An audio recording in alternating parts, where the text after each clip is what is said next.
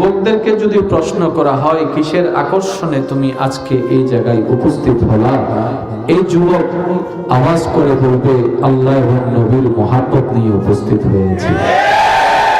আমরা যতই যাই কিছু করি না কেন, দুনিয়ার প্রেমে মগ্ন থাকি না কেন, দুনিয়ার নেশায় মগ্ন থাকি না কেন, দুনিয়ার খেলায় যতই নিজের গাকে শরীরকে হেলিয়ে দিই না কেন, দিন শেষে আমরা সবাই জানি রবের দরবারে একদিন হাজিরা দিতে হবে।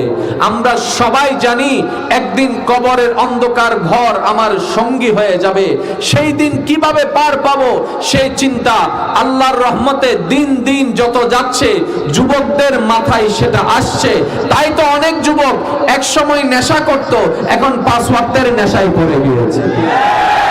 এমন অনেক যুবক এখানে আছে যারা এক সময় প্রেমের সম্পর্কে ছিল, ইসলামের বার্তা তার কানের মধ্যে পৌঁছানোর পরে বিবেকের সাথে যুদ্ধ করে মনটাকে প্রাধান্য দিয়ে আল্লাহর ইচ্ছাকে সন্তুষ্টিকে সামনে রেখে ওই প্রেমের হারাম সম্পর্ক ছেড়ে দিয়েছে।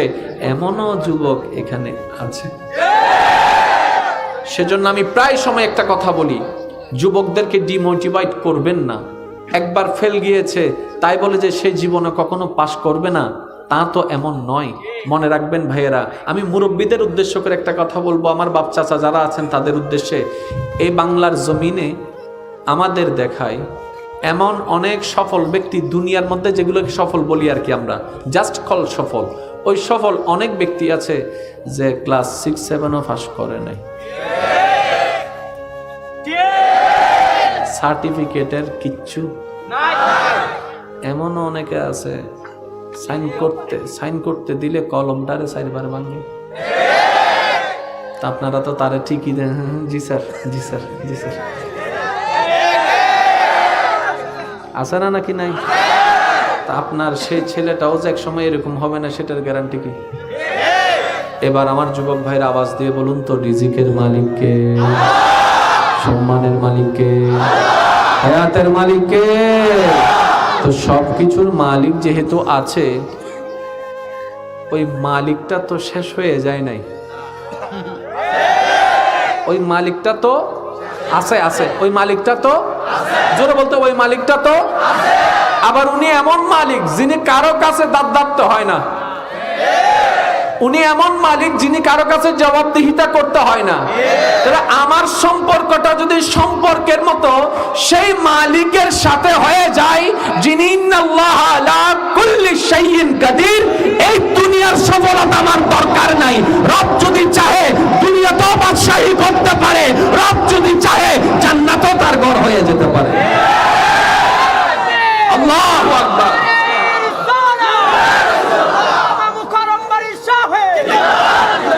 আমার যুবক ভাইরা কথা বলেন ঠিক কিনা? এবার আমি আপনাদের সম্মুখে ইসলাম জিনিসটাকে প্রেজেন্ট করার চেষ্টা করছি। ওয়ামা তৌফিক ইল্লা বিল্লাহ, রব্বা আমাকে যতটুকু তৌফিক দান করেন। চলুন আগে একটা জিনিস ক্লিয়ার হই। মুরব্বী যারা আছেন, আপনাদের কষ্ট করে একটা আওয়াজ দেওয়ারও দরকার নেই। আওয়াজ দিতে দিতে কালাদারি সাদা বানাই ফেলছেন, আর কত দিবেন? আপনাদের আওয়াজ দেওয়ার জন্য আপনাদের পক্ষ থেকে আপনাদের ছেলেরা নাতিরা এখানে আছে। তো যুবক যারা আছেন তারা একবার বলেন মারহাবা। এর চেয়ে তার বেশি আওয়াজ লাগবো? আবার আমার দাদারে যদি মারহাবা কইতে কই, আমার দাদা যদি মারহাবা কইতে যায় দাঁত একটা ফইরা যায়, তখন তো দাদি ফিটাই বম করে আরেক বাজাল আছে না? ঠিক আছে দাদা, আপনি চুপ করে বইয়া রাখেন। এখন একটা জিনিস, যুবক ভাইয়েরা, আগে আমি আজকে কোনো মাহফিল করব না, কোনো কথা আপনাদের সাথে জাস্ট একটু কথা বলবো। আপনারা আমাকে একটু সহযোগিতা করবেন। 50% আমি ভয়েস করব, 50% আপনারা করবেন। আমি বলছি, শুধু আপনারা মিলাই দেখবেন। একটার নাম জানা, তারপরে হচ্ছে বুঝা, তারপরে হচ্ছে করা। সেটিংটা কি ঠিক আছে নাকি নাই? আপনাদের বিবেক কি বলে দেখেন। জানা, বুঝা, মানা। 4র্থ নম্বর আসবে পারফেক্ট। ক্যামেরা এখানে অনেক আছে, ক্যামেরাওয়ালা ভাই একটা কইতেছে আমার ফসরাপ ধরছে, এ ভাই তুই একটু দাঁড়া, এটাই মনে মন করিস, ইস্যু সেটা, ইস্যু সেটা, ইস্যু সেটা, ইস্যু সেটা। এখন যখন হে চালাইছে ক্যামেরা, যখন কম্পিউটারে ঢুকাইছে, ঢুকানোর পরে দেখে যায় আমার চেহারা লাল হয়ে গেছে, সাদা হয়ে গেছে, তারা রাখছে করছত কি কামড়ি না যাই কইছেন এগুলো গুতাইছি আর কাম সারছে। কাম কিরে, ও তো জানে কোন সুইচ দিয়ে কি হয়। প্রবলেমটা কোথায় ছিল? তাহলে জানার পরপর বুঝা জিনিসটার দরকার, দেন করা। এখন যত প্রবলেম আপনার চারপাশে দেখছেন, মনে রাখবেন এই জিনিসটা, জানা আছে, করা আছে। যত জামিলা সমাজে বলেন, পরিবারে বলেন, ইসলামে বলেন, ধর্মে বলেন, ধর্মের বাইরে বলেন, ঝগড়া যেখানে, মনে রাখবেন বুঝাবুঝি নাই। কারণ বুঝাবুঝি যেখানে, ওই বুঝতেওয়ালা ব্যক্তি গবেষণা করতে থাকে। যে গবেষণায় সময় নেই, সে তর্ক করার সময় পায় না। বুঝবেন জিনিসটা? তর্ক আর কয়দিন করবেন? ঝগড়া করতে করতে তো কালাদারি সাদা বানাইছেন। আমগো গ্রাম্য ভাষায় কয় এক পাও কবরে গেছে, আরেক পাও অর্ধেক গেছে। এই বুড়া দাদা তখনও ঝগড়া করে নাই? নেই, আছে। যুবক, আমি অসুস্থ, তারপরে এসেছি ওয়াদা রক্ষা করার জন্য, তা আমাকে একটু সাপোর্ট তো দিতে হবে, ঠিক না? আজ কেমন ভাবে সাপোর্ট দেন জান, কালকে গলা ভাঙ্গা জায়গা, তারপরে কইতে পারবেন মোকারম বাইরে এসে গলা ভাঙ্গা লাইছে। একটার নাম, আমি কিন্তু ককটেল বোমা একটা পকেটে রাখছি, আবার ছোট হলে কিন্তু মাইরা দিব বলে। একটার নাম, তারপরে তারপরে করা, তারপরে এই তিনটা জিনিস যদি কমপ্লিট হয়, রেজাল্ট আসবে। ওকে, এবার আসেন, আমাদের ধর্মের নাম কি? এটা আমরা সবাই, এটা আমরা সবাই। এবার বলেন, বুঝেন কয়জন?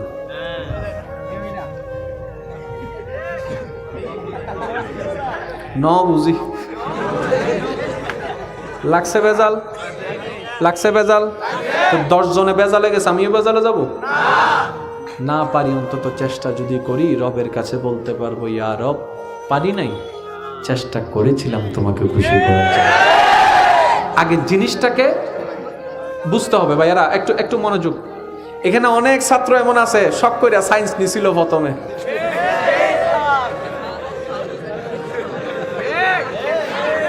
প্রথমে শখ কইরা, যখন তার সামনে রসায়ন, যখন দিছে ফিজিক্স, তারপরে স্যারের কয়, স্যার আমার আম্মা কইছে এটা না পড়তো। এখন বন্ধু তো জানে, বন্ধুর সামনে যে বাপ লইয়া কইছিল আমি সায়েন্স পড়াম, এখন যখন বন্ধুরা কি তারে তুই বলে ফাল্টাইছো, আমি মার কথা কি ফেলতে পারি, মা বলছিল। এরকম জিনিস আছে না নাই? এবার আমি আপনাদেরকে একটা ভাইয়া ভাইয়া ভাইয়া ভাইয়া থাক না, থাক থাক থাক থাক। কেউ বসে শুনে শান্তি পায়, কেউ দাঁড়িয়ে শুনে শান্তি পায়। এমন অনেকে আছে মোবাইল চিপ্পা চিপ্পা কানটা মাইকে লাগা রাখছে ঘর থেকে আছে। আমি কাউকে আসতে বলি না, যারা ঘরে আছেন বসে থাকেন, যারা দোকানে আছেন চা খান, আসার দরকার নাই, শুধু কানটা মাইকের দিকে লাগা রাখলে চলবে। যুবক ভাইরা একটু কথা বলবেন। প্রথমের নাম, তারপরের নাম, তারপরের নাম, এই তিনটা জিনিসের মধ্যে এখন কারোর সাথে ঝগড়া তর্ক করার দরকার নাই। আপনি যে কোনো বিষয়কে সামনে রেখে নিজেকে প্রশ্ন করেন এই তিনটা শব্দ দিয়ে, দেখবেন উত্তর এখানে আপনার চলে আসবে। একটা কথা মনে রাখবেন, অঙ্কের যখন আমরা ছাত্র ছিলাম, যখন আমরা 9-10 এর মধ্যে গণিত করতে গেলাম, তখন ছাত্র দেখলো একটা অঙ্ক করতে এক স্যারের লাগে 6 পৃষ্ঠা, আবার একই অঙ্ক করতে আরেকজন স্যারের লাগে আধা পৃষ্ঠা, 1 পৃষ্ঠার মধ্যে একই অঙ্ক করে ফেলছে। এরকম সাক্ষী যুবকরা আছে না নাই? এবার একই অঙ্কের জন্য, একই গণিতের জন্য দুইজন স্যারের দুই অবস্থা। ব্যাপারটা কি? একজনের সূত্রটাকে সহজে মিলাই ফেলেছে, আরেকজন সূত্রটাকে ভাঙতে ভাঙতে ভাঙতে ভাঙতে ভাঙতে ভাঙতে শেষ পর্যন্ত ছাত্র ভুলে গেছে শুরু কোন জায়গার থেকে হয়েছিল, মাঝখানে কি। এবার সেই জন্য ছাত্ররা চিন্তা করছে মুখস্থ করে এলাম। ভুল কইছি মনে হয়, এটা আমি কি করে ফেলবো? মুখস্থ করে ফেলবো। এখন ছাত্রদের এই চালাকি যখন বোর্ডে ধরতে পারছে, এবার 2 এর জায়গায় বসাই দিছে 4, 4 এর জায়গায় বসাই দিছে 6। এবার সে করে আসছে কি জানে হুজুর কই ডাক দিল খাইছে।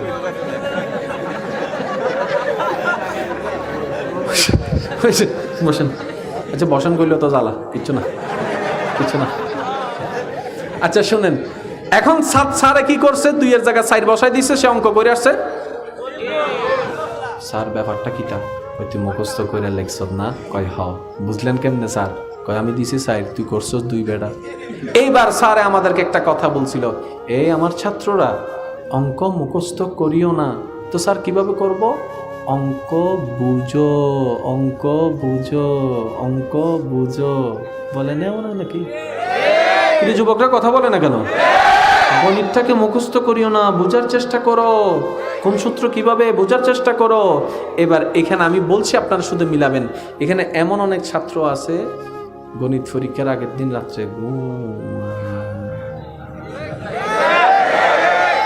চোখ বন্ধ করলে 22 ওঠে, a + b whole square is equal to a square plus 2ac plus b square. এবার শ্রদ্ধার সাথে আপনাদের সামনে একটা প্রশ্ন রাখি। গণিত কঠিন, আবার কারো কাছে গণিত সহজ। একই স্কুলের একই ক্লাসের 2 জন ছাত্র, একজনের কাছে গণিতটা পানির মতো, আরেকজনেরটা গণিতটা জমের মতো। পার্থক্যটা কোথায়? গবেষণা করলে দেখবেন একজন গণিত বুঝেছে, আরেকজন গণিত বুঝে। এবার বলেন বুঝার দরকার আছে না নাই? বুঝার দরকার আছে। এবার মাদ্রাসার ছাত্র ভাইয়ের একটু খেয়াল করবেন। ইসিম মাশাআল্লাহ, ফেল হুরুফ, আচ্ছা তারকিব আছে না? তাহকিক আছে না? আপনি সারা দিন করেন, কিচ্ছু বুঝতেন না, মুখস্থ করলে চলে যাব। যদি বুঝিয়া বুঝিয়া করেন মনে থাকবে। তখন এক সিগা দিয়ে আপনি আরেক সিগাকে টেনে আনতে পারবেন। লা তাফআলুন্না দিয়ে এই ওজনে যতগুলা শব্দ আছে এগুলাকে টান দিতে পারবেন। আগে আপনাকে ওজনটা বুঝতে হবে, সিগাটা বুঝতে হবে, কোন সিগার কি অর্থ বুঝতে হবে, আপনার তারকিবটা কেমন হয় বুঝতে হবে। তাহলে বুঝা জিনিসটা কাজটাকে সহজ করে। আরেকটু জোরে বলেন না। এবার আমি আপনাদেরকে প্রশ্ন করব, আপনারা উত্তর দিবেন। গণিত কে লেখলো? আল্লাহ, ফেরেশতা নাকি বান্দা? জোরে বলেন, আরো জোরে। বিজ্ঞান কে লেখলো? আল্লাহ, ফেরেশতা, বান্দা? ফিজিক্স কে লেখলো? কেমিস্ট্রি কে লেখলো? বায়োলজি কে লেখলো? অথচ আপনি নিজে স্বীকার করেন আপনার স্কুলে, আপনার কলেজে, আপনার ক্লাসে এই সামান্য বান্দার লেখা সায়েন্স বুঝেন না বলে 3 জনের কাছে প্রাইভেট পড়েন। অঙ্কের জন্য 3 জনের কাছে প্রাইভেট পড়েন। প্রাইভেট পড়ার পর আপনি বলেন যে আমি কিছু জানি না, আমি কিছু বুঝি না। তাহলে আমাকে একবার উত্তর দেন, আল কোরআনের চাইতে এত দামি জ্ঞানীওয়ালা কোনো কিতাব আমার জানা নাই। আল কোরআন হচ্ছে আল্লাহর বাণী। আপনি কিভাবে মনে করলেন অর্থ পড়লেন কোরআন বুঝে ফেলছেন? এত সহজ? কোরআন পড়লাম বুঝে গেছি, এটা আসলে বুঝে নাই, উনি জানাটাকে বুঝা মনে করে ফেলছে। উনি জানাটাকে কি মনে করে ফেলছে? বুঝা মনে করে ফেলছে। এই বুঝাটা বুঝতে গিয়ে আবার বেজাল লাগাই দিচ্ছে। এবার আমি আপনাদেরকে বললেই আপনারা সব বুঝতে পারবেন ক্লিয়ারলি ভাবে। আজকে আমি কিচ্ছু বলবো না, আপনারা অতিথি যারা আছেন, স্টেজে যারা আছেন, কেউ কথা বলবেন না। শুধু ওনারা কি বলে আপনার এলাকাবাসী আপনারা শুধু শুনবেন। খালি যার নার নামে কেউ বদনাম করি না পারে, খালি আর নামে বদনাম করলে কিন্তু মামলা করে দিন নাই। ইসলাম শান্তির না অশান্তির? না শুনে নাই, ওনারা একটু বড় করে বলেন। কিন্তু বর্তমান ইসলাম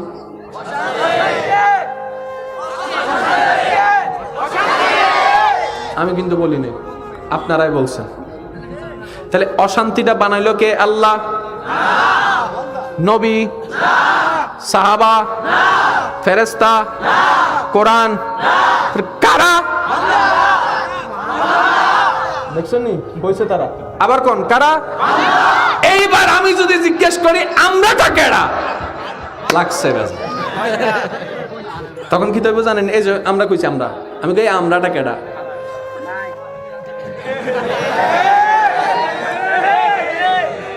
আমি কি বুঝাতে পারছি কথা? আফটার অল আমরা কি করছি জানেন? 1 মিনিট। আফটার অল আমরা কি করছি জানেন? পৃথিবীর শ্রেষ্ঠ ধর্মটাকে, পৃথিবীর সবচেয়ে দামি ধর্মটাকে পৃথিবীর মানুষের কাছে আজকে হাসির পাত্র বানিয়ে দিয়েছে। আমরা না সেই জাতি আমাকে গালি দাও, আমার বাপকে গালি দাও, আমার ধর্ম নিয়ে কথা বলার সাহস কাউকে দেওয়া হবে না। সব সহ্য করতে পারি, আল্লাহ নিয়ে কথা বলা, কোরআন নিয়ে কথা বলা, নবী নিয়ে কথা বলা কোন মুসলমান সহ্য করতে পারে না। দেহে এক বিন্দু রক্ত থাকা পর্যন্ত মুসলমান যুদ্ধ করে যাবে আল্লাহ এবং নবীর জন্য। কথা বলেন ঠিক কিনা? আল্লাহু আকবার।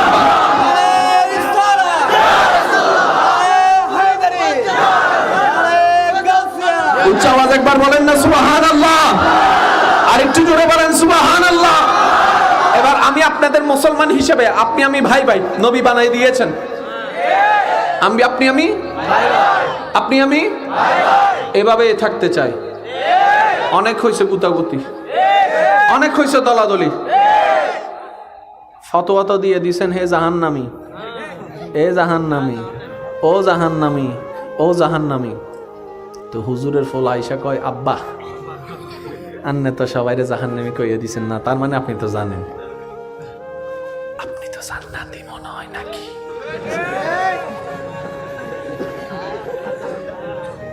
কি আওয়াজটা ছোট হয়ে গেছে মানে? আব্বা আপনি তো জান্নাত পাইয়ে গেছেন,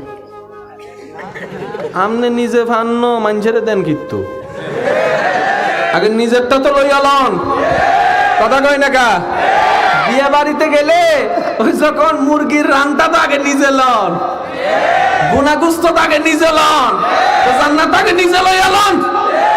মনে রাখবেন একটা কথা, অন্যকে জাহান্নামী বলার অধিকার একমাত্র তার আছে যে জান্নাত পেয়ে গিয়েছে, এছাড়া আর কারো অধিকার।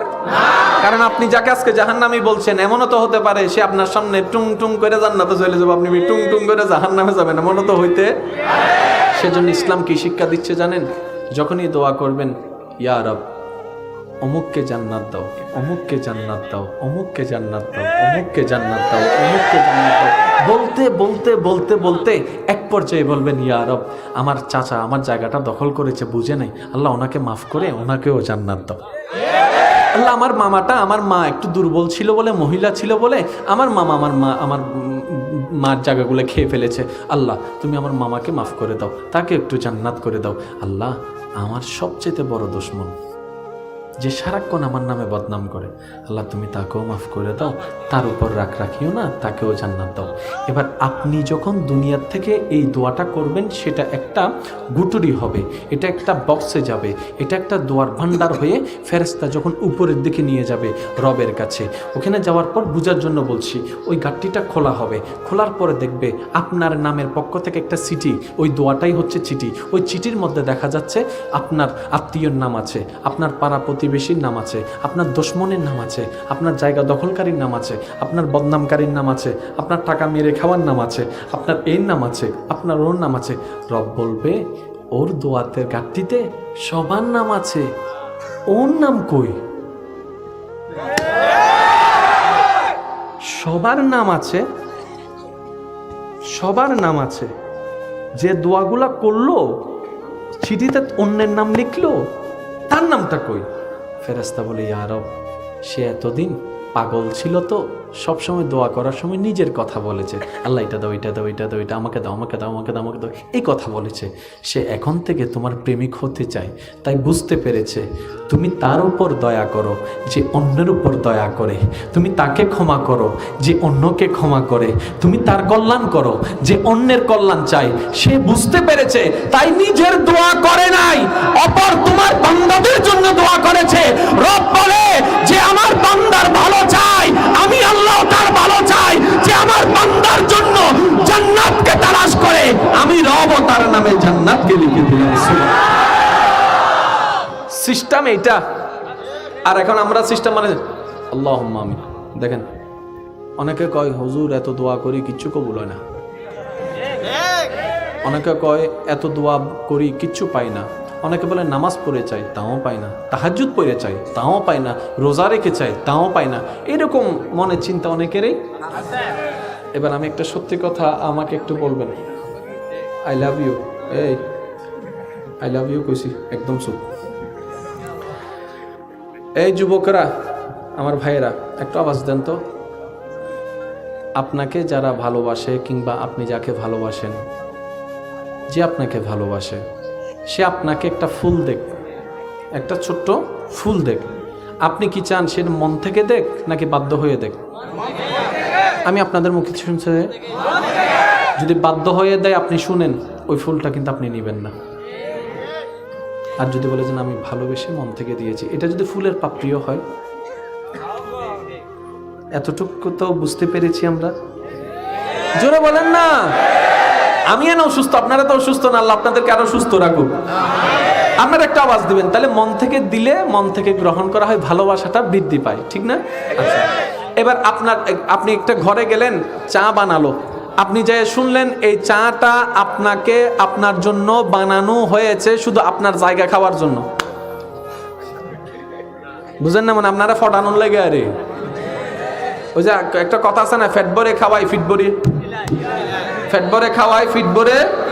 এবার আপনার জন্য অনেক আয়োজন করা হয়েছে, কিন্তু আপনি যাওয়ার পরে বুঝতে পারলেন যে এই আয়োজনটা শুধুমাত্র আপনারা তেল দেওয়ার লেগা।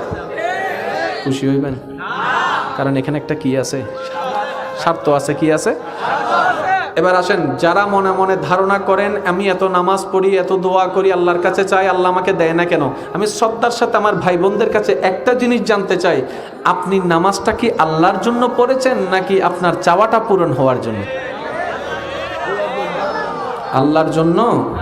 আল্লাহর জন্য হলে মাসের প্রত্যেক দিন পড়েন না কেন? আরো সহজ করি, পরীক্ষার আগে মুসল্লি বাইরে যায়, রেজাল্টের আগে তাহাজ্জুদওয়ালা বাইরে যায়। এবার ছোট ভাইয়া যখন মসজিদে যায়, নামাজ থেকে উঠে না, মা দেখা কয় কি তারে আমার ফুট তো খুব ভালো হয়ে গেছে, বড় ভাই এসে কয় কি এর বালা, কালকে রেজাল্ট দিব, এর লেগে বইয়া রয়েছে। এবার সত্যি করে বলেন তো, নামাজটা কি আসলে আল্লাহর জন্য নাকি পরীক্ষায় ফাঁস করার জন্য? আমি আপনাদের মুখে শুনতে চাই, একটু বলেন না। পরীক্ষায় পাশ করার জন্য। কিন্তু আমরা যদি এই বোকামিটা এইভাবে না করে আল্লাহর জন্য করতে পারতাম, পরীক্ষার পাশটাও হয়ে যেত, রাজা খুশি হয়ে যেত। বলেন না সুবহানাল্লাহ। তাহলে আমাদের কিছু কিছু জিনিস পরিবর্তন হওয়ার দরকার আছে। আমি বলছি না আপনাদেরকে গ্রহণ করতে হবে আমার কথা, আমি শুধু আপনাদেরকে বলছি আপনারা ভেবে দেখবেন। আচ্ছা, কি এত আওয়াজ কেন? আল্লাহর ওয়াস্তে আওয়াজ করেন না, আমি 10 মিনিটে শেষ করে দিচ্ছি, আপনারা একদম নীরব থাকার চেষ্টা করবেন। যারা আল্লাহর পথে আসতে চান, যারা আল্লাহর প্রেমিক হতে চান, আমি আপনাদের উদ্দেশ্য দুই একটা কথা বলে বিদায় নিচ্ছি, একটু খেয়াল করবেন। মনোযোগ আছে? এবার আপনারা বলেন, এতদিন নামাজ মনে করেছেন, কিন্তু আসলে কি এটা নামাজ ছিল? এটার মধ্যে একটা স্বার্থ ছিল, কি আমি পরীক্ষায় যেন পাশ করতে পারি। তা আপনি যদি এই স্বার্থটাকে বাদ দিয়ে রবের জন্য করতেন, স্বার্থটা অটোমেটিক তো ঢুকিয়ে যেত, আর বলার দরকার ছিল না। এবার ওই জিনিসটা আপনি একটু বোঝার চেষ্টা করবেন। জানা বুঝা করা, জানা বুঝা, জোরে বলেন, জানা বুঝা। ইসলাম আমরা জানি, কিন্তু বোঝার চেষ্টা করি না। জাস্ট আমি আপনাদেরকে, যেহেতু সময় কম, শর্ট টাইমে বোঝার জন্য এক কথাই বলি, আমার মুখে মুখে একটু বলেন, রিলিজিয়ন, ধর্ম জিনিসটা কি একটু বুঝবেন। আমরা ইসলাম মানি মনে করি কি জানেন? 5 ওয়াক্ত। আমি ভুল বললে আপনারা একটু শুধরে দিবেন আমাকে। 5 ওয়াক্ত, রমজান আসলে টাকা পয়সা একটু থাকলে, হজ, হ্যাঁ, তারপরে একটু ছবি টবি তুলতে সুযোগ থাকলে, টাকা পয়সা একটু বেশি থাকলে ওই এলাকার মসজিদের মধ্যে একটা বড় করে নাম দিয়া ইসলাম শেষ। ভুল বললাম মনে হয়? আচ্ছা, ইসলাম কি শুধু নামাজ শেখায়, কিভাবে কথা বলতে হয়, এটা কি ইসলামে নাই? ওইটা কই গেল? আর একটু জোরে বলেন না।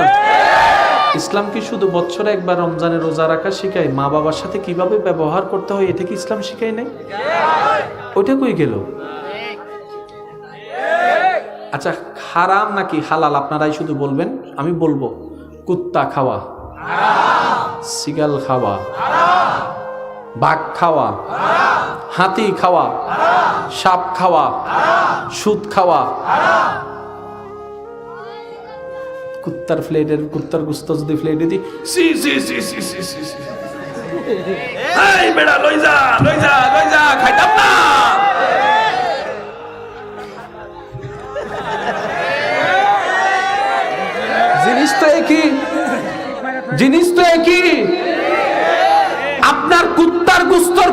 যে ঘৃণাটা ছিল, ওই হারাম সুদের প্রতি ঘৃণাটা গেল কোথায়? বেজালটা কোথায়? বেজালটা হচ্ছে না জানার কারণে নয়, উনিও জানে, যিনি খাচ্ছে উনিও জানে এটা হারাম, বুঝতে পারে। সবচেয়ে ইম্পর্টেন্ট জিনিস হচ্ছে, আর একটু জোরে বলতে হবে, ঠিক আছে? এবার আমি শর্টকাটে বলছি, আপনারা একটু মনোযোগ, শিকার আগ্রহ আছে তো? আর আমি আমার যুবক ভাইদেরকে একটা অনুরোধ করব, যে দুই একজন আমাকে ভালোবাসেন, এখন থেকে যে কোনো মাহফিলে যাবেন, আর কমিটির ভাইদেরকেও বলবো, যাদেরকে আপনারা ইনভাইট করবেন, যাকে মন চায় তাকে করেন, কিন্তু আপনারা এতটুকু বলবেন ইসলামটাকে যেন একটু বুঝাই দেওয়াই। আর আমরা যখনই কোনো মাহফিলে যাব, আমরা আনন্দ করার জন্য যাব না, দুই একটা কথা যেন শিখতে পারি, জীবনে বাস্তবায়ন করতে পারি, সেই নিয়তে যাব। আমার যুবক ভাইরা একটু রাজি আছেন তো ইনশাআল্লাহ? রাজি আছেন তো ইনশাআল্লাহ? এবার একটু খেয়াল করবেন, ধর্ম জিনিসটা কি, একদম শর্টকাটে বলছি। ধর্ম হচ্ছে একটা সাজেশনের নাম। এই সাজেশনটা কি করে?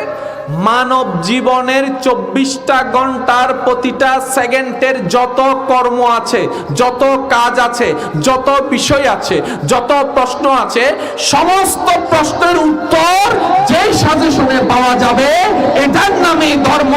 আর ধর্ম জিনিসটাকে পালন করলে অগোছালো জীবন গোছানোর জন্য যেই সাজেশন পালন করতে হয়, এটার নাম হচ্ছে ধর্ম।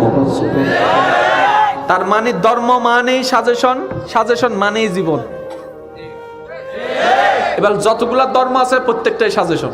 আর আপনারা জানেন, বাজারে যখন 10টা জিনিস থাকে, একটা ব্যস্ত তো থাকবেই, একটা না একটা ব্যস্ত থাকবে। এবার পৃথিবীর বুকে যতগুলা ধর্ম আছে, আমি কোনো ধর্মকে হেয় করছি না, কারণ আমাদের নবী শিক্ষা দিয়েছেন, নিজের ধর্ম পালন করো, অপরের ধর্মকে সম্মান করো।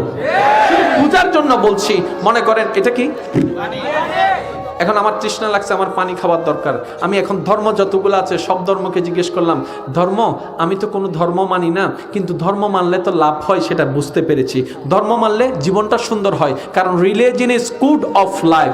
জীবনের সমস্ত প্রশ্ন উত্তর মিলে ধর্মের মধ্যে, আর ধর্মের মোতাবেক কাজ করতে পারলে জীবনটা সুন্দর হয়ে যায়। এবার আমার তৃষ্ণা লাগলো, আপনার তৃষ্ণা লাগলো, পানিটা সামনে আছে, এবার সামনে এসে পানির ধর্মকে জিজ্ঞেস করলাম, বিভিন্ন ধর্মকে, ভাইয়া আমি কিভাবে পানিটা খেতে পারি? এক এক ধর্ম বলে যেমনে মন চায় তেমনে খাও। যখন ইসলামকে জিজ্ঞেস করলাম, ইসলাম বলে দাঁড়িয়ে নয়। তাহলে আমার জীবনের একটা প্রশ্ন উত্তর পাচ্ছি কোন জায়গা থেকে? জোরে বলেন না, কোন জায়গা থেকে? এবার বসে, আমার তো হাত দুইটা, অন্যজনকে জিজ্ঞেস করলাম কিভাবে খাবো, তেমনে খাও। ইসলামকে বললাম, ইসলাম কেমনে খাবো? বাম হাতে নয়, আর একটু সহজ করছি, এবার ডান হাতে খাবো, এমনও খাওয়া যায়, এমনও খাওয়া যায়, একসাথেও খাওয়া যায়, কিভাবে খাইলে আমার জন্য উপকার হবে একটু বলো না। তখন অন্য ধর্ম, ইসলাম বলে একসাথে খেও না, প্রথমে এক ডুব খাও, একটু বিরতি দাও, দ্বিতীয় ডুব খাও, একটু বিরতি দাও, তৃতীয় ডুব খাও, একটু বিরতি দাও, 3 ডুব খাওয়ার পরে তারপরে তুমি পর্যাপ্ত পরিমাণ যতটুকু চাও পানি পান করো। আপনারা শুনলে অবাক হবেন, কি জানেন? ইসলাম পানি খাওয়ার যেই ফর্মালিটিটা দিয়েছেন, বর্তমান চিকিৎসা বিজ্ঞান বলছে এইভাবেই পানি পান করতে। ডাক্তার বলছে দাঁড়িয়ে প্রস্রাব করিও না তোমরা। ডাক্তার মশাই, কেন? ডাক্তার বলে দাঁড়িয়ে প্রস্রাব করার কারণে কিডনিতে পাথর হওয়ার সম্ভাবনা বেড়ে যায়, বেড়ে যায়, বেড়ে যায়, তোমার ক্ষতি হবে। আল্লাহর কি দয়া দেখেন, 1450 বছর আগে একই তত্ত্ব আল্লাহ আমাদের নবীর মাধ্যমে আমাদেরকে জানাই দিয়েছেন।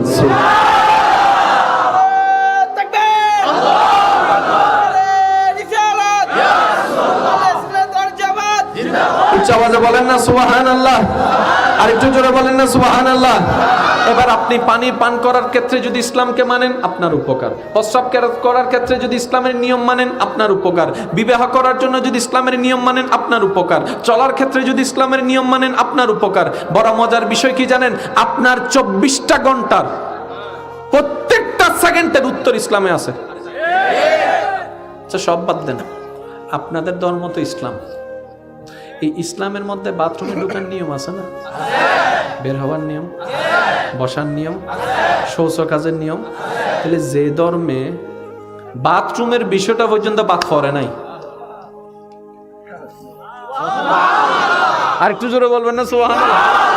যে ধর্ম কোটেশন নিতে নিতে নিতে নিতে আপনার জীবনের বাথরুমের প্রশ্ন পর্যন্ত বাদ দেয় নাই উত্তর দিতে, তার মানে এ ধর্মে কোনো বাদ, কোনো কিছুর বাদ। প্রবলেমটা কোথায়? জোরে বলেন না, আর একটু জোরে বলেন। বুঝার। আপনারা এখন সিদ্ধান্ত আগে নেন, আপনারা কি ঝগড়ায় থাকবেন নাকি শান্তিতে থাকবেন? যদি শান্তিতে থাকতে চান এক দলে আসতে হবে, এছাড়া আর উপায় নেই। তো কার দলে যাবেন? এক কথায় শুন, আল্লাহ এবং রসুলের দলে, কোরআনের দলে, হাদিসের দলে, সাহাবার দলে, আল্লাযীনা আনআমাল্লাহু আলাইহিম মিনান নাবিয়্যিন ওয়াস সিদ্দীকিন ওয়াশ শুহাদা'i ওয়াস সালিহিনের দলে থাকতে পারলে আপনার মনটাও আলোকিত হবে, আপনি অপরজনকে আলোকিত করতে পারবেন। আমার কথায় হয়তো অনেকে কষ্ট পাচ্ছেন। আমি বললাম না একটু আগে, বেজালটা লাগাইলো কে? একটু জিজ্ঞেস করেন, দেখবেন যে কেউ নিজের নাম কইতো না। আপনি বললে কি হয়ে যাবে? আমি জানি অনেকে কষ্ট পাচ্ছেন, কিছু করার নাই তো ভাই। আপনারা জানেন এখানে যারা ঢাকা শহরে থাকে তাদেরকে একটু জিজ্ঞেস করবেন, এই রমজান আসতেছে, আপনাদের গ্রামে রমজানের মধ্যে কেউ দোকান খোলা রাখলে লজ্জা করে পর্দা দেয়, ভিতরে ভিতরে যা করে পর্দা দেয়, লজ্জাবোধ প্রকাশ করে। ঢাকা যাইয়া দেখেন, রমজান মাস নাকি কি, রমজান মাসের দিনের বেলা ছেলে মেয়েরা যা মন চায় তা করতেছে, এরকম অনেক জায়গা আছে। তার মানে ওই জায়গায় এখন ইসলাম নামে আছে, কামে আর ইসলাম। এটা যে কিছুদিন পরে এখানে আসবে না সেটার গ্যারান্টি কি? এখন থেকে যদি শুকরানো না হয় তাহলে আমাদের কারণে ইসলামটা ধ্বংসের দিকে চলে যাচ্ছে। আল্লাহর ওয়াস্তে একটু বোঝার চেষ্টা করবেন, আল্লাহর ওয়াস্তে আমার কথায় কেউ কষ্ট নেবেন না। আমি কারো পক্ষেও বলছি না, আমি কারো বিপক্ষেও বলছি না, আমি আমার নফসের বিপক্ষে, আমি আমার কলবের পক্ষে। জানা বুঝা করা। এবার আসেন, ইসলাম জিনিসটাকে যে যত পালন করতে পারবে তার জীবন তত সুন্দর হবে। এই যুবকরা একটু উত্তর দিবেন, বিয়ে করার জন্য ছেলের কি দরকার? মেয়ের জন্য বিয়ে করার জন্য কি দরকার? ছেলে। এটাই তো কথা, ঠিক না? আচ্ছা, তো বিয়ে তো অনেকেই করেছেন, অনেকে করবেন আল্লাহ চাহে। তো আপনার বোনও তো মেয়ে, করে ফেললে তো ভালো। ওমা, আপনিই তো বলছেন মেয়ের জন্য ছেলে দরকার, ছেলের জন্য, বাস হয়ে গেছে তো, দুজনে বিয়ে করে ফেললে তো। আচ্ছা, শুনতেও সুন্দর লাগতেছে, তারপর বুঝেন জিনিসটা। বিয়ে করে ফেললে সম্পত্তি আর বাইরে গেল না, সব সম্পত্তি থেকে যাবে। না না, আমি কই কেন?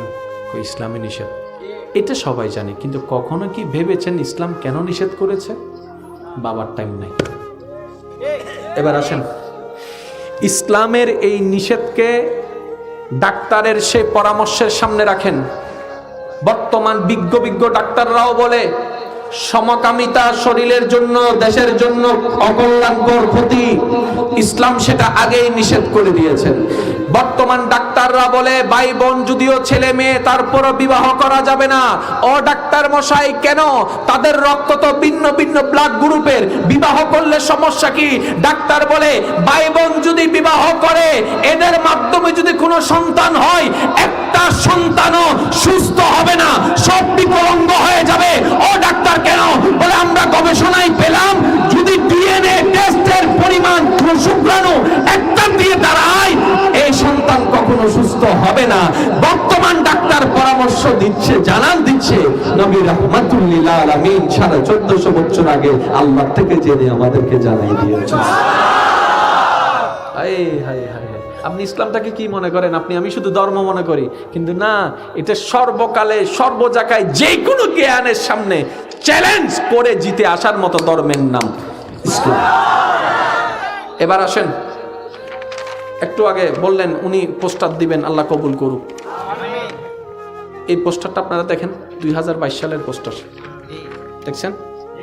আমরা যখন দাড়ি সাদা হয়ে যাবে, এই পোস্টার এটা থাকবে ডিজাইন, এটা কত রকমের ডিজাইন আইব না? স্যান্ডেলের ডিজাইন যদি করে, তখন সবাইকে এই পুরানা ডিজাইন কি লেগে দিচ্ছে। ইটস ওল্ড ওল্ড, একটু নিউ আনো। যখন আমাদের দাড়ি সাদা হয়ে যাব, ঠিক এই জায়গায় মাহফিল যদি হয় দেখবেন প্যান্ডেল নাই। তাহলে সব কিছুর পরিবর্তন, জোরে বলেন না, সব কিছুর পরিবর্তন। শেষ ভালো যার সব ভালো, তার আওয়াজটা একটু বড় লাগবে। সব কিছুর পরিবর্তন, আর পরিবর্তনটা নির্ভর করে চাহিদার উপরে।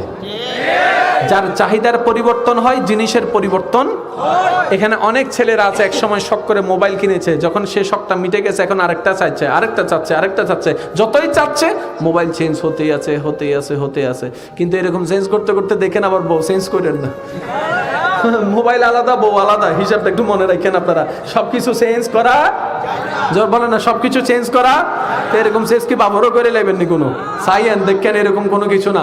তাহলে মানুষের চাহিদার পরিবর্তন সাপেক্ষে ওই চাহিদা পূরণ যখন করতে হয়, সেজন্য দেখবেন বিভিন্ন মোবাইল কোম্পানি প্রত্যেক মাসে 6 মাসে একটা করে নতুন ফোন লঞ্চ করে, কারণ মানুষের চাহিদার উপরে। কিন্তু বড় অবাক করার বিষয়, বড় চমৎকার বিষয়, আজকে 100 বছর হয়ে গেল কোরআনের কোনো পরিবর্তন নাই। 200 বছর হয়ে গেল কোরআনের পারার কোনো পরিবর্তন নাই। 500 বছর হয়ে গেল কোরআনের সূরার কোনো পরিবর্তন নাই। আজকে 1000 বছর হয়ে গেল কোরআনের একটা নুক্তার পরিবর্তন হয় নাই। 1400 বছর আনুমানিক হয়ে গেল কোরআনের পারার পরিবর্তন হয় নাই, সূরার পরিবর্তন হয় নাই, আয়াতের পরিবর্তন হয় নাই, নুক্তার পরিবর্তন হয় নাই, জারের পরিবর্তন হয় নাই, জবরের পরিবর্তন হয় নাই, আয়াতের পরিবর্তন হয় নাই, ওজনের পরিবর্তন হয় নাই, দালের পরিবর্তন হয় নাই, পারার পরিবর্তন হয় নাই, সূরার নামের পরিবর্তন হয় নাই। এবার বিশ্ববাসী অবাক করে প্রশ্ন করে, ক্যালেন্ডার পরিবর্তন, প্যান্ডেল পরিবর্তন, মোবাইল পরিবর্তন, ল্যাপটপ পরিবর্তন, কম্পিউটার পরিবর্তন, পিসি পরিবর্তন, এই পরিবর্তন, সেই পরিবর্তন, ক্যামেরা পরিবর্তন, কত কিছুর পরিবর্তন হলো, কোরআনের পরিবর্তন হলো না কেন? তখন বিবেকবানের উত্তর নেই, সর্বকালের সর্বপ্রশ্নের সমস্ত চাহিদা মিটানোর ক্ষমতা নাজিল করেনওয়ালা কোরআনের ভিতর দান করে পাঠিয়ে দিয়েছেন। সুবহানাল্লাহ।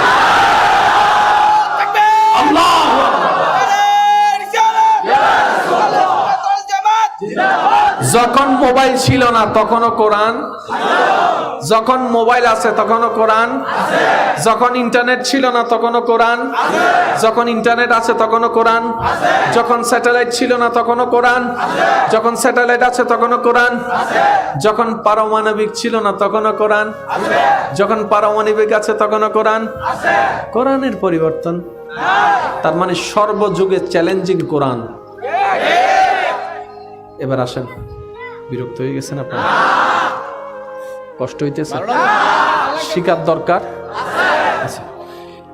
এই বিজ্ঞানের ভাই যারা আছেন, আপনার উত্তর দিয়েন, কলেজ ভার্সিটির ভাইরা। পৃথিবী কি চ্যাপ্টা না গোল? পৃথিবী কি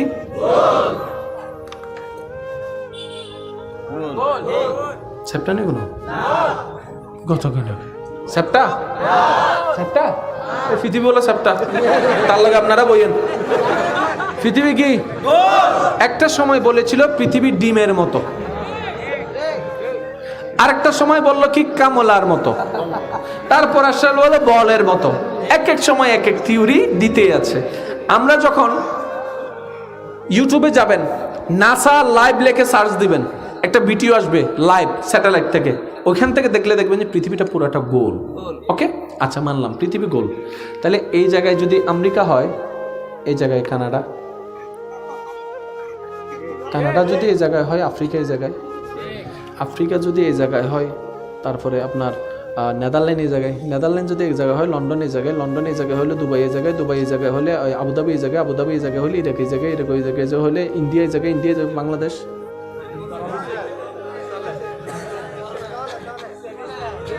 তো বাংলাদেশ যেহেতু নিচে, সেক্ষেত্রে তো হওয়ার দরকার ছিল মাথা,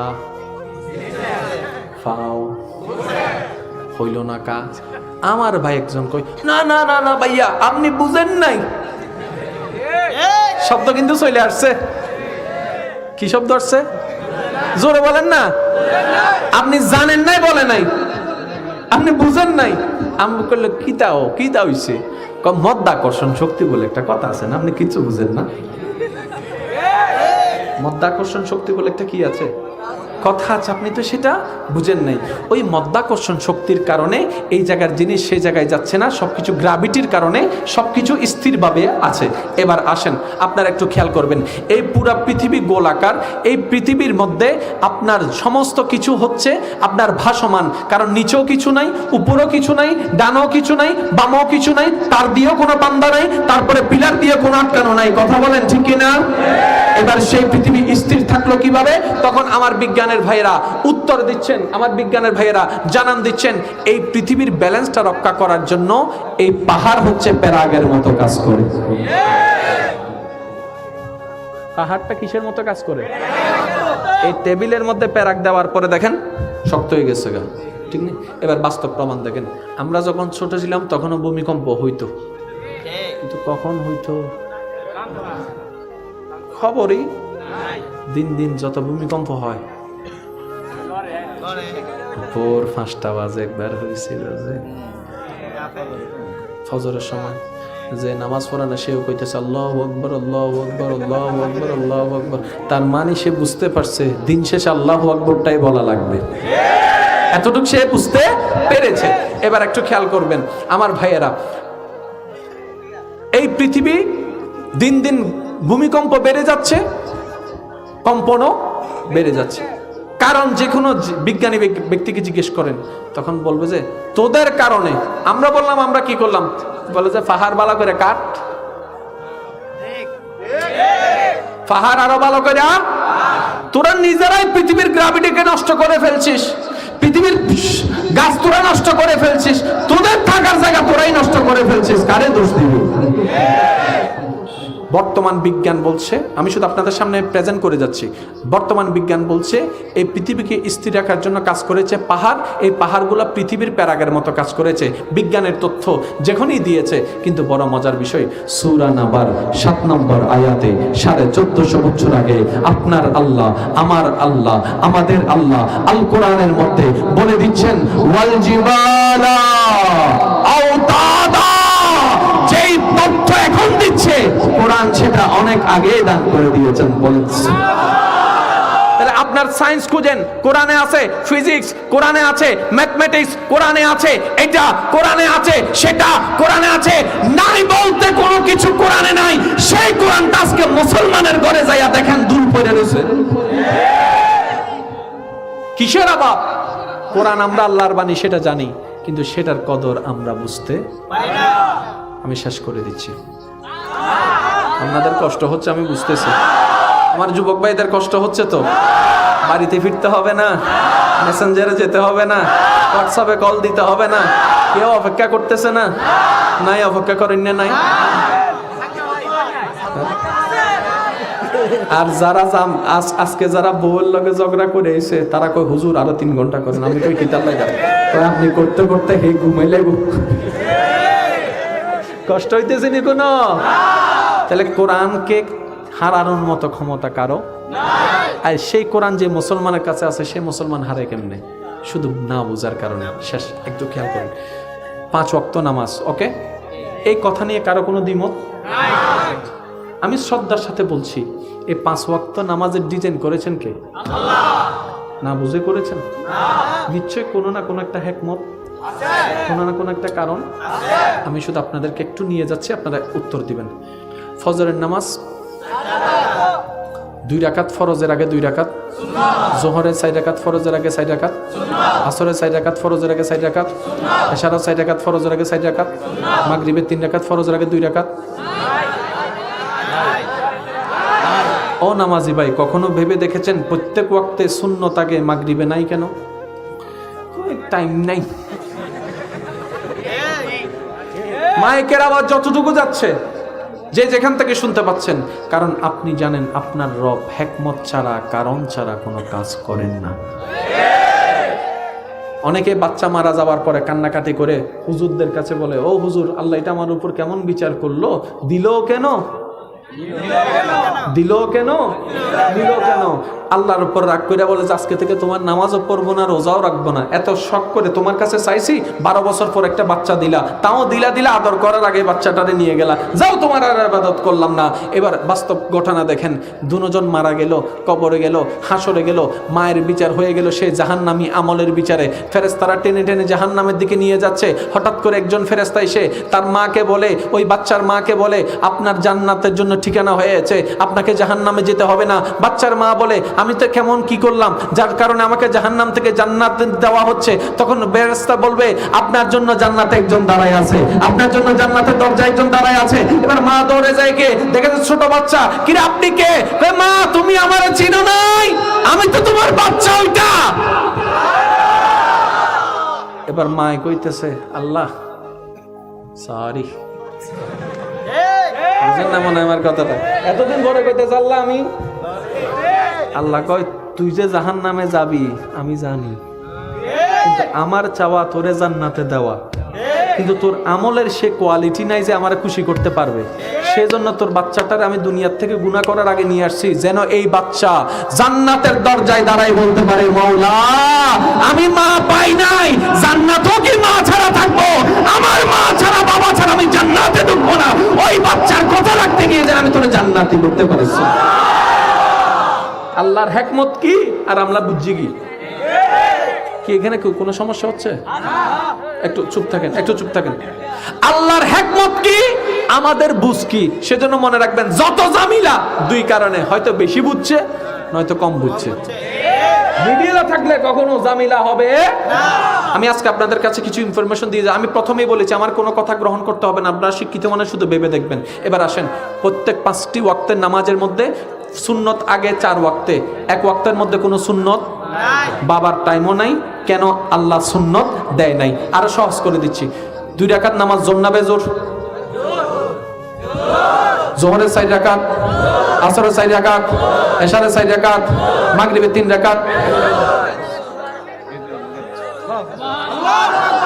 ও নামাজি ভাই, 5 ওয়াক্ত নামাজের 4 ওয়াক্ত জোর, একটা মাত্র বেজোর। কোনটা সেটা? যেটার আগে সুন্নত নাই। ও আল্লাহ, 4ও তোমার, 2ও তোমার, 3ও তোমার, কিন্তু এই ক্যালকুলেশনটা কেন করলা? রব্বে করিম বলে, আমি নামাজই চাই না যে নামাজ জেনে পড়ে, আমি তো সেই নামাজই চাই যে নামাজটা বুঝে শুনে আদায় করবে। আল্লাহ, এখানে অনেক উলামায়ে কেরাম স্টেজে আছেন, আমি সবাইকে দোয়া নিয়ে একটা কথা বলতে চাই। মনে রাখবেন, আপনার মা আপনাকে যতটুকু বেশি ভালোবাসে তার চাইতে 1000 গুণ বেশি আপনার রব আপনাকে ভালোবাসে। আপনি অপরাধ করলেও কোথাও জায়গা না পেলে মায়ের কাছে জায়গা পাবেন, বুকের মধ্যে স্থান পাবেন। আর সেই মায়ের তুলনায় 1000 গুণ বেশি আপনার রব আপনাকে ভালোবাসে। তাহলে আপনি বলেন, সে রব কিভাবে চাইবে আপনি জাহান্নামে যান? সে রব কিভাবে চায় আপনি জাহান্নামে আগুনে জ্বলবেন? সে রব কিভাবে চাইবে আপনাকে সাপে ঠোকর মারবে? রব সেটা চায় না। আমরা রবকে চিনতেও পারি নাই, নামে চিনিছি, বোঝার চেষ্টা কখনো করতে পারি নাই। সেজন্য রবটাকে আমরা সবসময় অনেক সময় কঠিন এমনভাবে উপস্থাপন করি, অনেকে রবকে মনে করে যে রব অনেক ভয়ানক। না, আমাদের রব রহমান, আমাদের রব রহিম। আল্লাহ ও গো আল্লাহ, ক্ষমা করে দাও। হয় না আর একটু ইমানি আওয়াজে, আল্লাহ ও গো আল্লাহ, ক্ষমা করে দাও, মাফ করে দাও। জীবন মোদের যতদিন থাকিবে, সুপথে চালাও, মাফ করে দাও। আল্লাহ ও গো আল্লাহ, ক্ষমা করে দাও। উচ্চ আওয়াজ একবার বলেন মারহাবা। এবার আমি টোটাল বিষয়টাকে আপনাদের হাতে দিচ্ছি, ক্যাচ করার চেষ্টা করবেন, কারণ ব্যাটসম্যান বল মারবে, ফিল্ডার প্রস্তুত থাকা লাগবে। সবকিছুর মূলে কি? এক কথা বুঝেন, সৃষ্টির শুধু একটাই কাজ, যেমনে পারে তেমনে আপন স্রষ্টাকে খুশি করা। জান্নাতে কে যাবে, জাহান্নামে কে যাবে, উত্তর এটা আপনাদের জানা আছে একভাবে।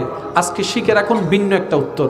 জান্নাতে কে যাবে, এক কথায় বুঝবেন, রব যার উপর খুশি জান্নাত তার। জাহান্নামীকে, রব যার উপর নারাজ জাহান্নাম তার। ইচ্ছেতে সহজ, আর কোনো উত্তর হতে পারে? কোনো বেজাল আছে এখানে? রব খুশি জান্নাত, রব নারাজ জাহান্নাম। এবার আপনার আমার সবার স্বপ্ন কোথায় যাওয়া? জোরে বলেন, আরো জোরে বলেন। এই জান্নাতে যেতে গেলে কাকে খুশি করতে হবে? তো রবকে খুশি করতে গেলে কিছু কাজ তো করতে হবে। ওই কাজগুলোর নামই হচ্ছে আমল। ওই কাজগুলোর নাম কি? এই কাজগুলোর নাম কি? ওয়াল্লাহে কোন বান্দার জীবনের 1000টা সিজদার ভিতরে যদি একটা সিজদা রবের কাছে পছন্দ হয়ে যায়, ওই একটা সিজদাই আপনাকে জান্নাতে নেওয়ার জন্য যথেষ্ট। একটা সিজদা, বুঝবেন? বিরক্ত হচ্ছেন? এবার আসেন, আল্লাহকে খুশি করার জন্য আপনি নামাজ পড়ছেন, ফজরের নামাজ, জোহরের নামাজ, আসরের নামাজ, মাগরিবের নামাজ, এশারের নামাজ, সবাই আমরা জানি। এবার আমি বলছি, আপনারা মিলান। জোহর থেকে আসরের মাঝখানে বিরতি বেশি না কম? জোহর থেকে আসর মোটামুটি, আসর থেকে মাগরিব, মাগরিব থেকে এশা, এশা থেকে ফজর, ফজর থেকে জোহর। কিরে ভাই, সেটিংটা এমন হইল কেন? জানার দরকার আছে। তো যারে খুশি করতে নামলেন তার পছন্দ কি আগে সেটা তো জানেন। আপনি পছন্দ যারে করেন তার পছন্দ, তার সবচেয়ে অপছন্দ হলে লাল কালার। আপনি যদি কলেজের সামনে লাল কালার একটা লাল ফুল লইয়ে দাঁড়ায় থাকেন, তাকাইব? তাকাইব? আপনি কইলেন আমি এত টাকা দিয়ে ফুল আনছি, তাকাইলো না। হে কয় আমার পছন্দ জানোস না, পছন্দ জানোস না, তোরে বেটা আই তো কইলো কেডা। এবার আপনার পছন্দ আপনার জীবনও খাইতে পারেন না, সেটা হলো আপনি কি জানি কয় চিংড়ি মাছ খাইতে পারেন না। এবার আপনি কোথাও বিয়েতে গেলেন, চিংড়ির যত প্রকার আছে সব দিয়ে খাবার দিল, খুশি হইবেন নি? কিন্তু আপনার পছন্দ হইলে আলু ভর্তা, কোনো কিছুই করে নাই, শুধু লাল করে একটা আলু ভর্তা করছে, আরে ল খা। তাহলে 50,000 খরচ করে যে খুশিটা করতে পারে নাই, 20 টাকা দিয়ে সেই খুশি হয়ে গেল কেন? পদ্ধতি জানা থাকার কারণে। তাহলে বান্দার কাজ হচ্ছে রবকে খুশি করা। এবার সেই খুশি করার জন্য কিছু কাজের দরকার। তোর মধ্যে 5টা ওয়াক্ত নামাজ একটা উসিলা, রোজা একটা উসিলা, হজ একটা উসিলা, যাকাত একটা উসিলা, মা বাবার সেবা একটা উসিলা, তৃষ্ণার্তকে পানি পান করানো একটা উসিলা, ক্ষুধার্তকে খানা খাওয়ানো একটা উসিলা, রাস্তা দেখে না, রাস্তা জানে না, রাস্তা দেখাই দেওয়া একটা উসিলা, বিপদকালে মানুষকে সাহায্য করা একটা উসিলা। এমন কি ছোট্ট একটা বাচ্চা, এতিম বাচ্চার মাথায় হাত বুলাই দেওয়া একটা জান্নাতের উসিলা হয়ে যাবে। আর একটু জোরে বলেন না সুবহানাল্লাহ। কষ্ট হচ্ছে আপনার? এবার শুনেন, এক কথাই নবীর মহাব্বতটা অন্তরে রাখবেন, এটা কম্পালসারি, এটা ছাড়া উপায় নেই। আমার আগের আলোচকে বলেছেন লা ঈমান লিমান লা মুহাব্বাতা লাহু। আমি শুয়ে শুয়ে ওয়াই শুনতেছিলাম, নবীর মহাব্বতটা অন্তরে রাখবেন। সাহাবা, আল্লাহর যত প্রিয় বান্দা আছে সবার প্রতি শ্রদ্ধা, আহলে বাইতের প্রতি শ্রদ্ধা, আমাদের প্রতি সর্বোচ্চ শ্রদ্ধা, নবীর প্রতি মহাব্বত, আল্লাহর প্রতি ভয়। এবার একটা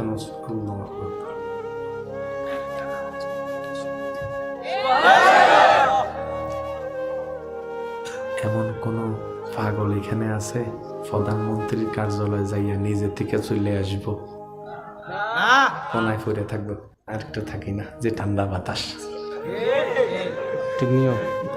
আর যদি প্রধানমন্ত্রীর লোক একটা সেলফি তুলতে পারে, হে হুন্ডা চলে যাইতেছে, পুলিশের সিগন্যাল দিছে, হে দাঁড়াইব তো দূরের কথা, মোবাইলটা বাইর করে You know who I am?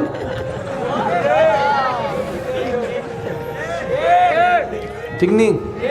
এবার সে ইন্ডিয়ার বাংলাদেশের বর্ডারটা পারে ইন্ডিয়া গেছে, পুলিশে তারা সিগন্যাল দিছে, এ দিছে, You know who I am?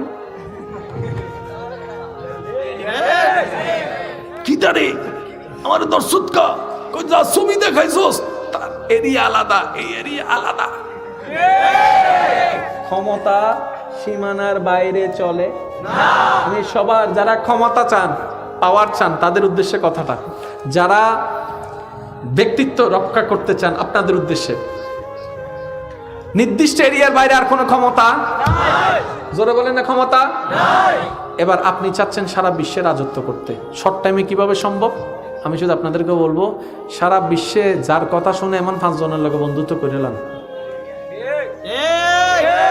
এখানে ধরেন, কারে কারে ধরবেন? কোন কোন দেশ? একটা একটা বলেন না।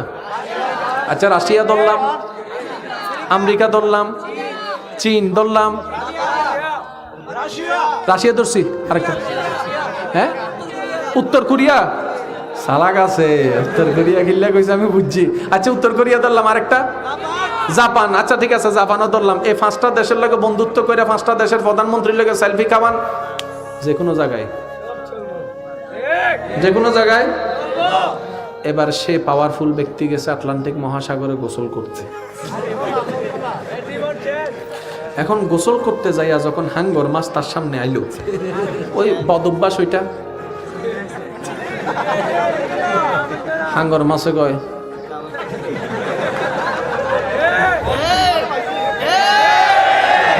এবার সে মাথা চুলকায়, কিরে আমার পাওয়ার তো বাংলার জমিনে, ইন্ডিয়ার জমিনে, আফ্রিকার জমিনে, পাকিস্তানের জমিনে, দুবাইয়ের জমিনে, লন্ডনের জমিনে, আমেরিকার জমিনে, ফ্রান্সের জমিনে, আফ্রিকার জমিনে, সব জায়গায় চলে। কিরে এখানে আমার কোনো ভয় নাই কেন? আরে আমাকে ধরতে আসছিল ইন্টারফুল, আমি ছবিটা দেখাইয়াছি আর আমার সাইডা দিছে, কি সম্মানটা করলো। কিন্তু এই ছোট্ট একটা হাঙ্গর মাছ আমার সব ভয় পায় না। হাঙ্গরে কয়, তুই তাদের ছবি ওইখানে দেখাস যেখানে তাদের ক্ষমতা চলে। এবার সে বলে আমার সবচাইতে বড় ক্ষমতা দরকার। পিছন থেকে তার বন্ধু বলে, মনের কথাটা একবার শোন। এবার মনের দিকে যখন কর্ণপাত করলো, মন বলে, আরে বোকার ঘরের বোকা, তুই যদি দেশের সাথে বন্ধুত্ব করিস, ওই দেশের যতটুকু পাওয়ার আছে তোর পাওয়ারও ততটুকু। আরে সব বন্ধুত্ব বাদ দিয়ে যদি তুই রবের সাথে বন্ধুত্ব করতি, হাঙ্গর মাসও আজকে তোকে সালাম করতে বাধ্য হয়ে যেত।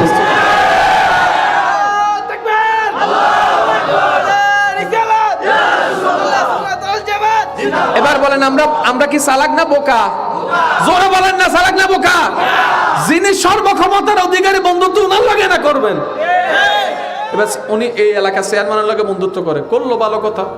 ঢাকায় ওনার পাওয়ার নাই, কথা বলেন না, ঢাকায় ওনার পাওয়ার নাই। কিন্তু রবের সাথে বন্ধুত্ব করেন, জমিনে আপনার পাওয়ার, চট্টগ্রামে আপনার পাওয়ার, খুলনাতে আপনার পাওয়ার, রাজশাহীতে আপনার পাওয়ার, নরসিংদীতে আপনার পাওয়ার, ভৈরবে আপনার পাওয়ার, কিশোরগঞ্জে আপনার পাওয়ার, অষ্টগ্রামে আপনার। শুধু তাই নয় রে ভাই, আসমানেও আল্লাহ চাহে তো আপনার পাওয়ার চলবে।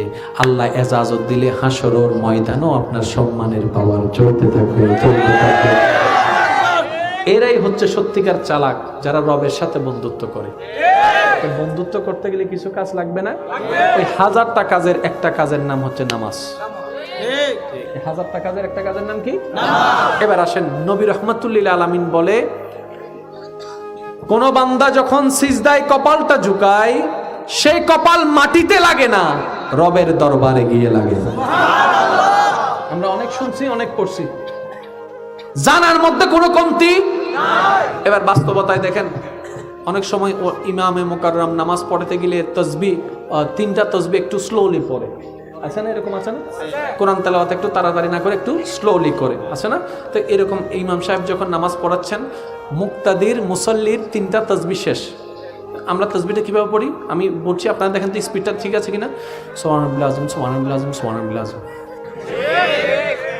মানে 3টা তাসবিহ পড়তে 1 সেকেন্ড 1.5 সেকেন্ডে কাম শেষ। এবার ইমাম সাহেব কি করলেন? সুবহান রাব্বিয়াল আযীম, সুবহান রাব্বিয়াল আযীম, সুবহান রাব্বিয়াল আযীম। ওনার 3 বারে, এর ধরেন 21 বার। এবার সে পড়ছে কয়বার? বাকি আছে কত? 18। অনেক সময় না? এবার সে কিরে হুজুর উঠে না কা, নামাজ অবস্থায় তো মোবাইল বাইর করে মিস কল দেওয়া যাবে না, আর মিস কল দিলে যে হুজুর দেখবে এমন কোনো সুযোগ নাই। এবার কিতা করব দেখেন,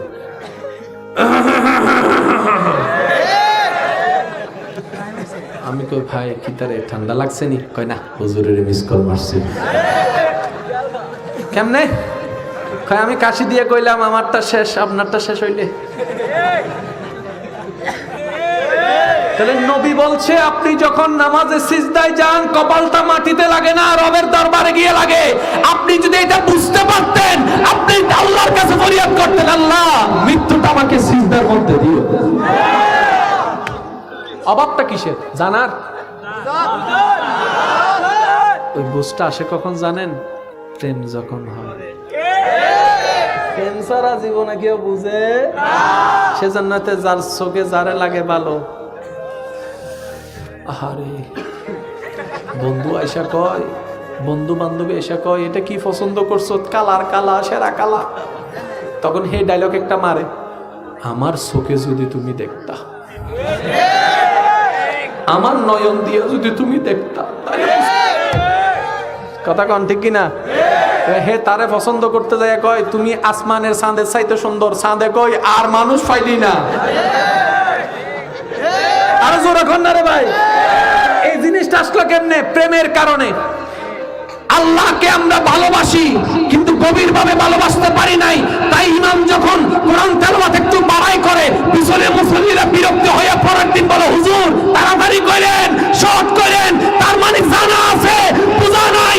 মনে রাখবেন ভাইয়েরা, যতদিন বুঝ আসবে না ততদিন প্রেম আসবে না, যতদিন প্রেম আসবে না ততদিন বুঝ আসবে না, যতদিন বুঝ আসবে না ততদিন স্বাদ আসবে না, যতদিন স্বাদ আসবে না কাজ চলতে থাকবে, চরিত্র কখনো পরিবর্তন হবে না।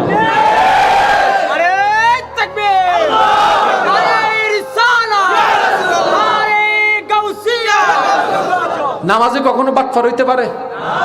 আপনারা যেটা মন চায় সেটা বলেন। নামাজে কখনো বাটপার হইতে পারে? নামাজে কখনো সুদুদি হতে পারে? নামাজে কখনো মা বাবার সাথে বেয়াদবি করতে পারে? কিন্তু বর্তমানে দেখেন নামাজি আছে, বাটপারও আছে, নামাজি আছে, সুদুদি আছে, নামাজি আছে।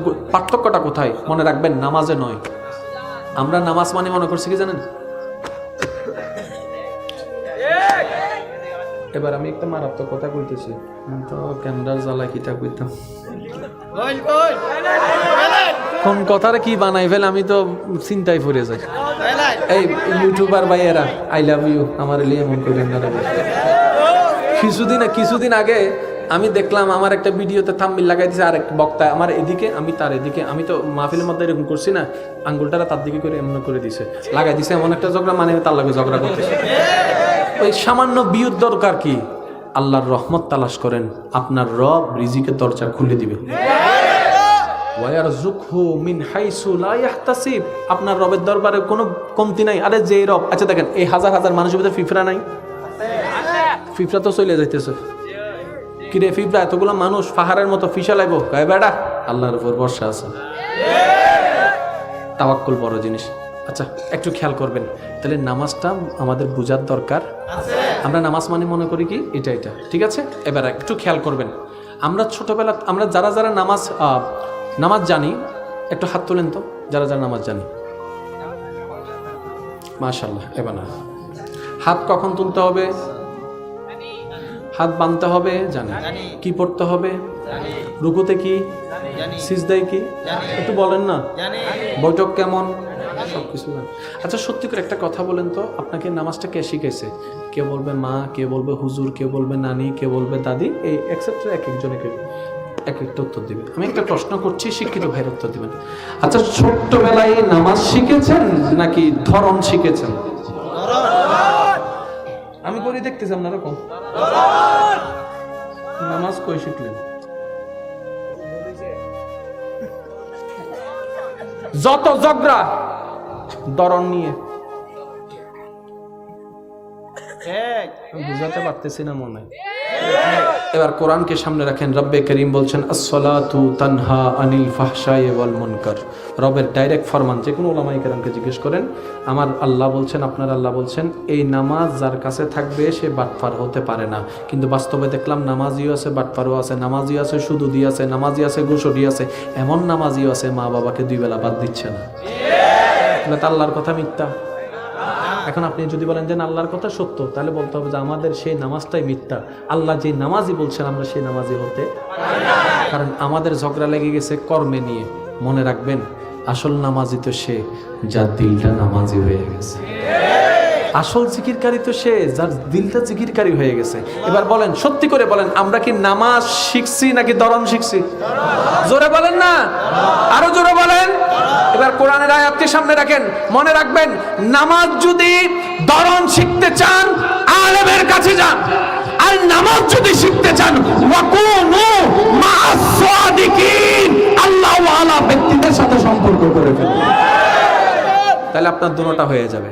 এবার আপনি দেখেন, ওই নামাজ যার থেকে দরন শিখেছেন ওনার সাথে আপনার সম্পর্ক আছে, কিন্তু যিনি নামাজ বুঝেছেন ওনার সাথে আপনার সম্পর্ক, যার কারণে সূরা ফাতিহা মানে কি সেটাও জানলাম না, আজিম কেন সিজদায়, কেন সুবহান রাব্বিল আজিম পড়তে হয়, সিজদায় কেন আলা পড়তে হয় কখনো ভাবি নাই। এবার আমরা শেষ একটা কথা বলি, নামাজ অবস্থায় হাত ছেড়ে দিলে নামাজ থাকবে?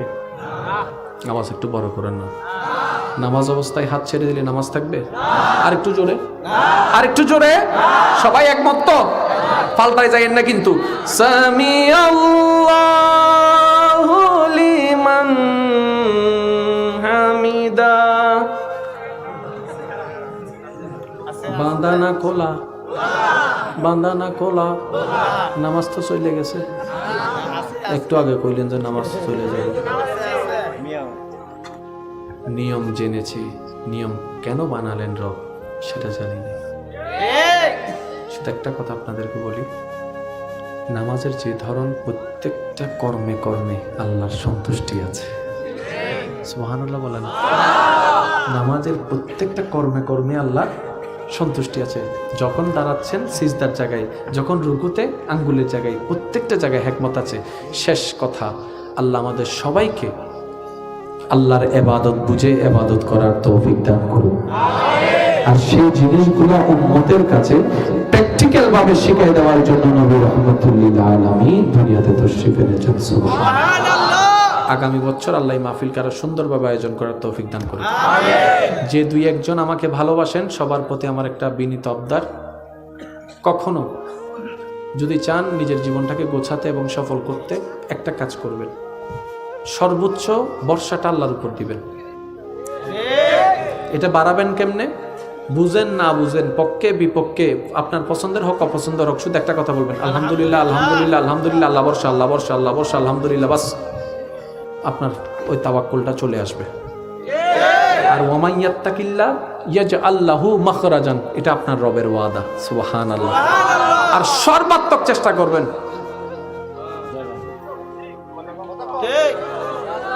যারা আমাকে ভালোবাসেন আপনাদের উপর আমার একটা আবদার আছে, ওই আবদার নিয়ে বলতেছি, যারা সফলতা চান লাইফে, একটা কাজ করেন আজকে থেকে, প্রয়োজনের বাইরে একটা কথা বলবেন না। অনেক সময় দেখবেন আপনি চুপ করে থাকলে আপনার মন শুধু ফাটা যায়, কনা কনা কনা কনা কনা কনা। আপনি তখন কি করবেন? নবীর হাদিসটাকে পালন করবেন, আক্কিফুল লিসান, জিহ্বাটারে কামড় দিয়ে বসে থাকবেন। একদিন সম্ভব নয়, 2 দিন সম্ভব নয়। বিশ্বাস করেন, আপনি যদি জবানটাকে কন্ট্রোল করে ফেলতে পারেন, আপনার জীবনের 80% সমস্যা। সেজন্য একটা কথাই আছে, বোবা মানুষের কোনো শত্রু নবী কি কথা বলছেন, আক্কিফুল লিসান। আল্লাহ আমাদের সবাইকে কবুল করুন। আর যারা বিবাহিতরা আছেন, ডেলি 2 বার করে বউ ফিটাবেন।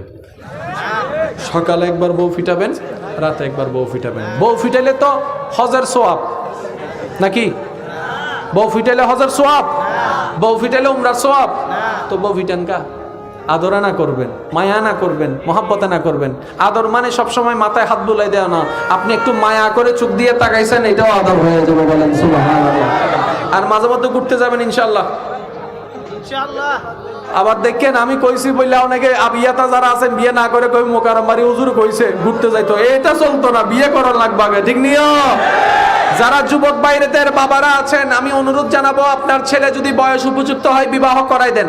এই কথা বলেন না কি খাওয়াবে কি না খাওয়াবে, আরে যে আল্লাহ মায়ের পেটে খাওয়াইছে ওই আল্লাহই খাওয়াই নিয়ে যাবে। বাবারা যারা আছেন, যেহেতু হায়াত দিন দিন বাড়ছে না কমছে? আরো জোরে বলেন না, বাড়ছে না কমছে? বিয়ে করতে করতে যদি 35 বছর লাগে, বাচ্চা হইব কখন, বড় করব কখন? সেজন্য তাদেরকে একটু বিবাহের ব্যবস্থা করে দেন। আল্লাহ আমাদের সবাইকে কবুল করুক, আমিন। ওয়া আখিরু দাওয়ানা আলহামদুলিল্লাহি রাব্বিল আলামিন। আসসালামু আলাইকুম ওয়া রাহমাতুল্লাহি তাআলা ওয়া বারাকাতুহু। দেখি একবার যার যত শক্তি আছে একবার বলেন সুবহানাল্লাহ। আরেকটি ইমানে আওয়াজে বলেন সুবহানাল্লাহ, আলহামদুলিল্লাহ। আল্লাহুম্মা আমিন। আল্লাহ তাআলা আজকের এই মাহফিলকে কবুল আর মঞ্জুর করুন। আল্লাহ তোমার যুবক বান্দা যারা